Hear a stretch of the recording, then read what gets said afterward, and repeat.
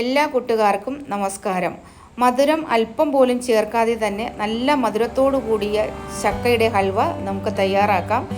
ഇതിനായിട്ട് വേണ്ടുന്നത് നല്ല പഴുത്ത ചക്കയാണ് വേണ്ടത്. ഞാനിവിടെ നല്ല പഴുത്തിട്ടുള്ള വരിക്കച്ചക്കയാണ് എടുത്തത്. ചെറുതായിട്ട് നുറുക്കിയതിന് ശേഷം പ്രഷർ കുക്കറിലിട്ട് ഒരല്പം വെള്ളവും ഒരു പിഞ്ച് ഉപ്പും കൂടി ഇട്ടതിന് ശേഷം ലോ ഫ്ലെയിമിൽ വച്ചാൽ മതി. ഒരു 4 വിസിൽ വരുന്നത് വരയ്ക്കും നമ്മൾ വെയിറ്റ് ചെയ്യണം. 4 വിസിൽ വരുമ്പോഴേക്കും നല്ലതുപോലെ വെന്തുടഞ്ഞിട്ടുണ്ടാവും. അങ്ങനെ എടുത്ത ചക്കയാണിത്. അതെനിക്ക് വീഡിയോ എടുക്കാനായിട്ട് പറ്റിയിട്ടില്ല. കാരണം കറണ്ട് ഇല്ലാത്തതിനാൽ, ലൈറ്റ് ഒട്ടും ഇല്ലാത്തതിനാൽ, ഇരുളം ആയതുകൊണ്ടാണ് അതിൻ്റെ വീഡിയോ എടുക്കാത്തത്. ഞാൻ വരിക്കച്ചക്കയാണ് എടുത്തിട്ടുള്ളത്. നല്ല മധുരമുള്ള വരിക്കച്ചക്ക നോക്കി വേണം. ചെറിയതായിട്ട് നല്ല കുനുകുനാന്ന് അരിഞ്ഞ് വേണം പ്രഷർ കുക്കറിലിട്ട് വെള്ളം ഒഴിച്ച്, കൂടുതൽ വെള്ളമൊന്നും ഒഴിക്കേണ്ട ആവശ്യമില്ല. ഒരല്പം വെള്ളവും ഒഴിച്ച് ഒരു പിഞ്ച് ഉപ്പ് കൂടി ഇട്ട് കൊടുത്താൽ മതി. നല്ലതുപോലെ ഇളക്കി യോജിപ്പിച്ചതിന് ശേഷം നമുക്ക് 1 കപ്പ് തേങ്ങാപ്പാൽ, ഞാൻ ഒരു വലിയ ഗ്ലാസ് തേങ്ങാപ്പാലാണ് ഒഴിച്ചു കൊടുത്തിട്ടുള്ളത്. ആദ്യത്തെ 1-ാം പാലാണ്, നല്ല കട്ടിപ്പാലാണ് ഒഴിച്ചു കൊടുത്തിട്ടുള്ളത്. ഫ്ലെയിം ലോയിൽ ആക്കിയതിന് ശേഷം വേണം പാൽ ഒഴിച്ചു കൊടുക്കാനായിട്ട്. എന്നിട്ട് കൈ എടുക്കാതെ നമ്മൾ ഇളക്കി കൊടുത്തുകൊണ്ടേയിരിക്കണം.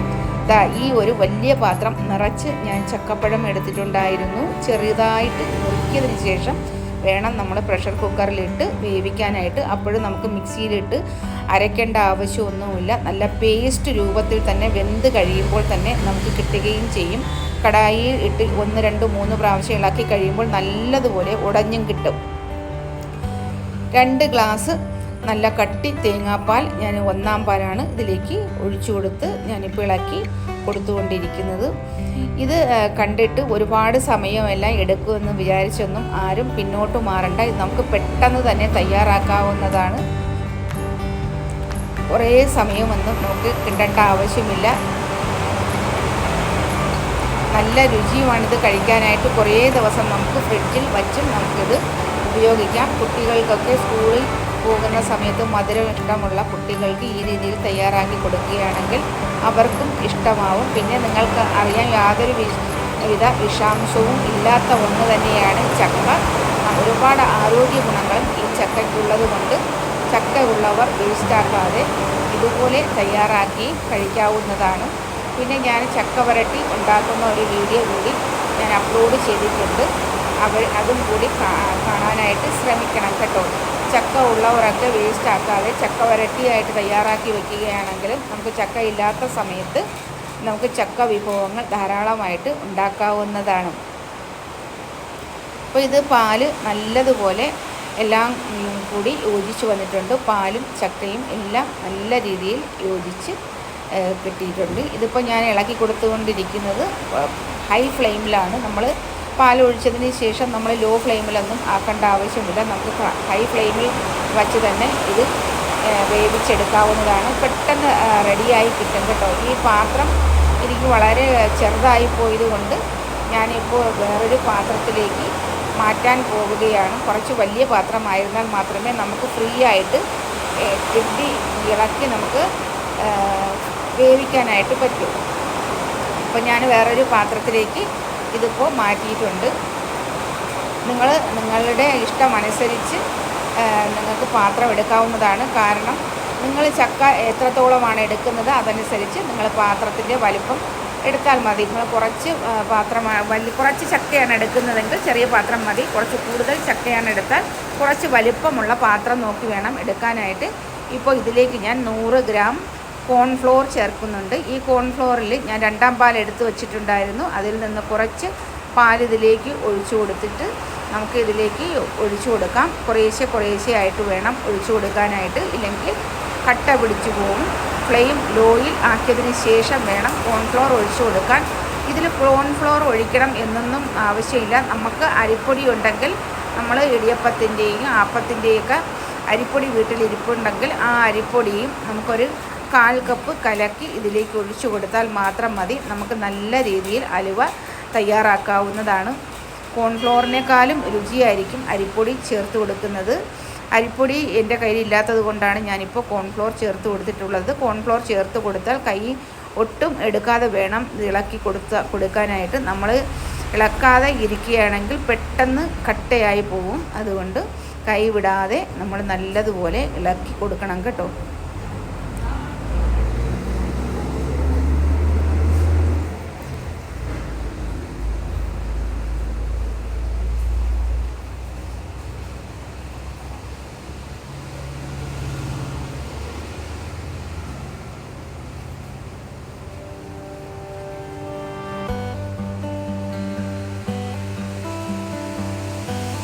എല്ലാം കൂടി നല്ലതുപോലെ യോജിച്ച് നല്ലതുപോലെ വെന്ത് വന്നിട്ടുണ്ട്. കോൺഫ്ലോർ ചേർക്കുമ്പോഴേക്കും കുറച്ച് കൂടുതൽ പാലിൻ്റെ അളവ് കൂട്ടി വെള്ളം ഒഴിച്ചു കൊടുക്കണം.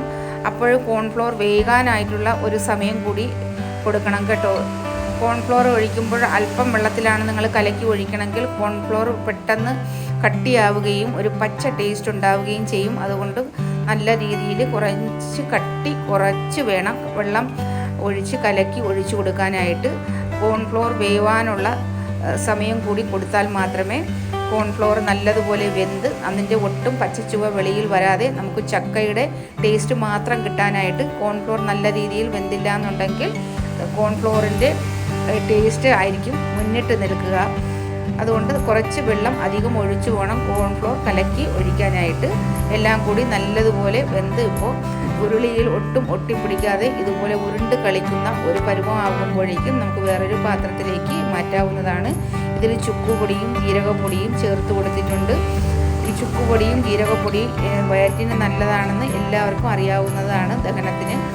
അതുകൊണ്ട് ചുക്കുപൊടിയും ജീരകപ്പൊടിയും ഇഷ്ടമുള്ളവർ അതുകൂടി ചേർത്ത് കൊടുക്കണം. അതുകൂടി ചേർത്ത് കൊടുക്കുമ്പോൾ നല്ല ഒരു ഫ്ലേവറായിരിക്കും ഈ ചക്കയുടെ ഹൽവയ്ക്ക് കഴിക്കാനായിട്ട്.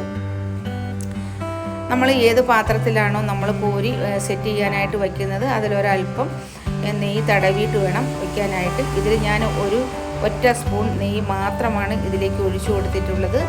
നിങ്ങൾക്ക് നെയ്യ് കൂടുതൽ വേണം എന്നുണ്ടെങ്കിൽ നിങ്ങൾക്ക് നെയ്യ് കൂടുതൽ ചേർത്ത് കൊടുക്കാവുന്നതാണ്. എത്രത്തോളം നമ്മൾ നെയ്യ് കൂടുതൽ ചേർക്കുന്നോ അത്രത്തോളം കൂടുതൽ നാൾ ഈ ഹൽവ ഇരിക്കുകയും ചെയ്യും. മാത്രമല്ല നിങ്ങളുടെ വീട്ടിലെ അംഗങ്ങളനുസരിച്ച് വേണം നിങ്ങൾ നെയ്യ് ചേർത്ത് കൊടുക്കാനായിട്ട്. നമ്മളിപ്പോൾ ഒരു സ്പൂൺ നെയ്യാണ് ചേർത്ത് കൊടുക്കുന്നതെങ്കിൽ 4 പേർക്ക് കഴിച്ചു കഴിയുമ്പോഴേക്കും നമുക്ക് ഓരോരുത്തരുടെയും വയറ്റിൽ അല്പം നെയ്യ് മാത്രമേ പോകുന്നുള്ളൂ. അതുകൊണ്ട് നെയ്യ് ചേർത്ത് കൊടുക്കുന്നതിൽ ആരും പിന്നോട്ട് നിൽക്കണ്ട കേട്ടോ. എന്നിട്ട് ഞാനിതിലേക്ക് ഒരു വൈറ്റ് കളറിലുള്ള എള്ള് കൂടി ഭംഗിക്ക് വേണ്ടി തൂവി കൊടുത്തിട്ടുണ്ട്. ഇത് കോരി വച്ചതിന് ശേഷം അടുത്ത ദിവസമാണ് ഞാനിപ്പോൾ ഇത് കട്ട് ചെയ്തെടുക്കുന്നത്.